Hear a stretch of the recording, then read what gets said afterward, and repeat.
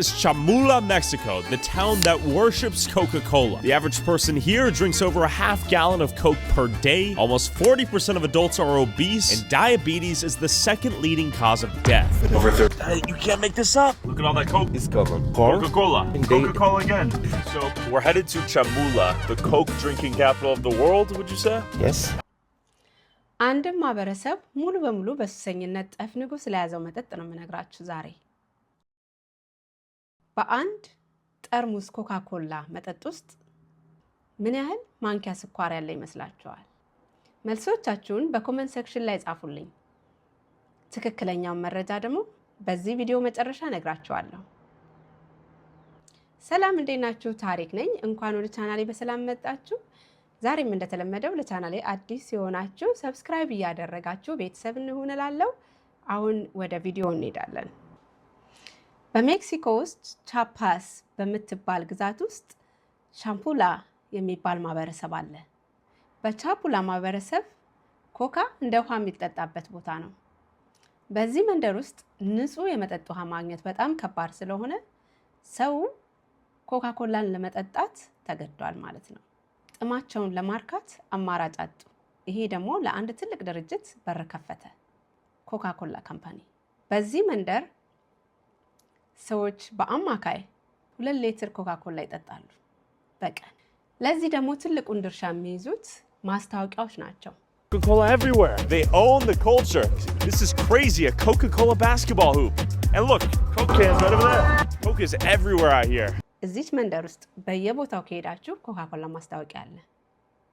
በስፖርት ቦታዎች፣ ባስኬትቦል መጫወቻዎች ወይም ሌላ ብቻ ምን አለፋችሁ ዞር ስትሉ ኮካ-ኮላ ማስታወቂያ ነው ኤቭሪዌር። እንደዚሁም ደግሞ ለአዲስ አከፋፋዮች ነፃ ፍሪጅ እና ነፃ ወንበር ስለሚሰጡ አብዛኛው ሰው ይሄንን ንግድ ነው የሚነግደው ወይም የሚያከፋፍለው። በጣም ማስታወቂያዎች ብዙ ስለሆነ በሰዎች አይምሮ ከፍተኛ ቦታ ይዟል። እንደ ብቸኛ የህይወት አማራጭ አድርገው ነው የሚያዩት። ምክንያቱም የሚሸጡ ውሃዎችና የኮካ-ኮላ ምርቶች ወይም ደግሞ የለስላሳ መጠጦች እኩል ዋጋ ነው ያላቸው፣ ኦልሞስት እኩል ዋጋ ነው ያላቸው። ስለዚህ አብዛኛው ሰው የሚመርጠው የለስላሳ መጠጥ ነው፣ በተለይም ደግሞ ኮካ-ኮላ። እዚች መንደር ውስጥ ኮካ-ኮላ መጠጥ ብቻ አይደለም፣ የሃይማኖት ስርዓት ማስፈጸሚያም ጭምር ነው የሚውለው።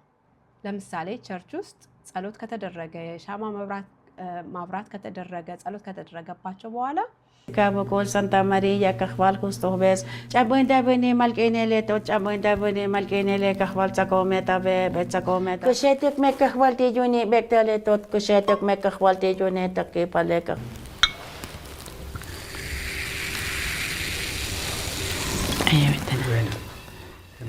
ሄጨን ሜ ኮካ-ኮላ እንዲጠጡ ይደረጋል።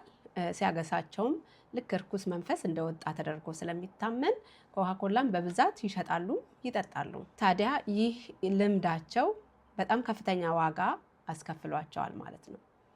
ብዙዎቹም ስለ ጤናቸው ግንዛቤ ስለሌላቸው አብዛኛው ሰው ኦቤስ መሆንና ስኳር በሽተኛም ነው፣ ዲያቤቲክ ናቸው በአብዛኛው።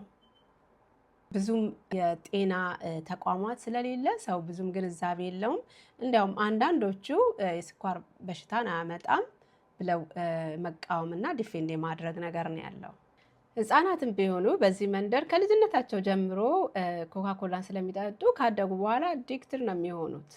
ያው እንደዚህ አይነት የለስላሳ መጠጦች ደግሞ ኢዝሊ አዲክሽን እንደሚኖራቸው ይታወቃል። እና ከልጅነታቸው ጀምሮ ስለሚጠጡ ምንም ክልከላም የለም በቃ። ምክንያቱም ንጹህ የመጠጥ ውሃ ስለሌለ ሁልጊዜም የሚመርጡት እሱን ነው። ሌላው ደግሞ የዋጋው ሁኔታ ታሽገው ከሚሸጡት ውሃዎች እኩል ስለሆነ ዋጋው ሰው የሚመርጠው ኮካ-ኮላን መጠጣት ነው። ይሄ ደግሞ በጣም ትልቅ ዋጋ አስከፍሏቸዋል። በውፍረትና በዲያቤቲክ በመያዝ ደግሞ አገሪቷን ቀዳሚ እንድትሆን አድርጓል ማለት ነው። እና በጣም አሳሳቢ ነው። ይሄ ብቻ አይደለም። የሚገርማችሁ ነገር በጣም ይሄ ፕሮሰስ የሆኑ ምግቦችን ያበዛሉ። ራሳቸውን ትራዲሽናል ምግብ በመተው ሞር ወደ ፕሮሰስ ወደ ሆኑ ምግቦች ነው ህብረተሰቡ እየሄደ ያለውና በጣም አሳሳቢ ደረጃ የደረሰች ሀገር ናት። በዛ ላይ ደግሞ አንድ ሰው በአማካኝ አስቡት እንግዲህ እስከ 2 ሊትር ከዛም በላይ ነው የሚጠጡት በቀን እና ምን ያህል ስኳር እየተጋቱ እንደሚኖሩ ማወቅ ይቻላል ማለት ነው። እና በጣም አሳሳቢ ነው ዲያቤቲክ እና ውፍረት። በዛ ላይ ደግሞ ሌላም ተጓዳኝ በሽታዎች በብዛት የመጠቃት ነገር ይኖራል ማለት ነው ብዙ ስኳር ተጠቃሚ ስለሆኑ። ሌላው እንደነገርኳችሁ ደግሞ የማስታወቂያ ነገር ነው፣ ኤቭሪዌር ነው ያለው እና ይሄ ሰብኮንሽስ ማይንድ ውስጥ በመግባት ሳይታወቅ የመጠጣት ፍላጎት እንዲኖራቸው የማድረግ ነገር ነው እየተሰራ ያለው። በስፖርት ማዘውተሪያዎች ቦታ፣ ባስኬትቦል ወይም ሌላ ቦታ እንደዚህ ሰዎች ኢዝሊ የሚያዩት ቦታ የኮካ ማስታወቂያ በብዛት እና በስፋት ነው ያለው እና ሰው አዲክሽን ለመሆንም አንዱ ይሄ መንገድ ይመስለኛል ማስታወቂያ ብዙ ስለሚበዛ። ሌላው ደግሞ ለአከፋፋዮች፣ ለንግድ ጀማሪዎች ነፃ ወንበሮች እንደዚሁም ደግሞ ፍሪጅ ስለሚሰጥ ሰው ኢዝሊ ወደ ንግድ እንዲገባና እንዲያከፋፍል ቀላል መንገድ ሆኗል ማለት ነው እና በጣም አሳዛኝ ነው። ሰው ደግሞ ህብረተሰቡ ደግሞ በጣም የተማረ ስላልሆነ ብዙ ሜዲኬሽን ስለሌለ ስለዚህ ነገር ስለ ዲያቤቲክም ውፍረትም የሚያመጣው ተጽዕኖ ምንም ግንዛቤ የላቸውም እና ጥናቱ እንደሚያመለክተው ከ10 ሰው ከ10 ነዋሪ አንዱ ዲያቤቲክ አለው ተብሎ ነው የሚገመተው። ሰው ደግሞ በአብዛኛው ኦቤስ ናቸው ማለት ነው። የኛ ማህበረሰብ እንኳን ያው ሁሌ ስለማይጠጣ ይሄን ያህል ሪስክ ነው ተብሎ ማይገመትም። ሌም ስላልሆነ ብዙ ሰው አፎርድ ስለማያደርግ በየቀኑ ለመጠጣት ግን ወደዚህ ሲመጣ ወደ አሜሪካ ወይም ወደ ዩሮፕ ሲመጣ ግን በጣም በቀላሉ ስለሚገኝ ሳይታወቅ ብዙ የመጠጣት ነገር ይኖራል እና ብዙዎች ችግር ውስጥ እንደገቡ ማውቃለሁ። ግን እባካችሁ ጥንቃቄ አድርጉ። ከኢትዮጵያ ወደ አሜሪካ ወይም ወደ ዩሮፕ የምትመጡ ሰዎች ስትቆዩ እንኳን ታውቁታላችሁ ችግሩን። አንዳንድ ቦታዎች ስትሄዱም ለልጅ እንደማይሰጥ ስታውቁ ያው ለልጆቻችሁ መከልከል ትጀምራላችሁ። ግን አዲስ ሆናችሁ ስትመጡ ግን በብዛት የመጠጣት ነገር ሊኖር ስለሚችል እባካችሁ ይሄን ግንዛቤ ውሰዱ፣ ተጠንቀቁ ልላችሁ እፈልጋለሁ። እንደዚህ የለስላሳ መጠጦች በጣም አዲክቲቭ ናቸው።